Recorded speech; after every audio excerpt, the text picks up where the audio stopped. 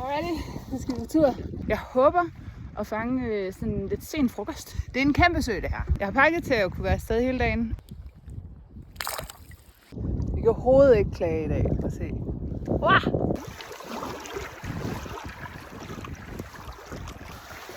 Det der med, at man skulle beholde den der fisk der bare var i perfekt stand til at blive spist. I stedet for at tænke, der kommer nok en mere, når jeg har brug for den. Nej. 5 hours later. Jeg fik ikke flere fisk i dag, og sådan kan det gå. Aftensmenu. Jeg har besluttet mig for at lave pandekager, som indeholder kun præcis de samme ting, som fladbrød indeholder. Så ja, det skulle være lidt hårdt, synes jeg. Jeg har bare ikke kunne knække koden. Altså, jeg forstår ikke, jeg får 2 fisk, og så bagefter så er der bare 0 bong resten af dagen. Men det har været dejligt at være udenfor, selvom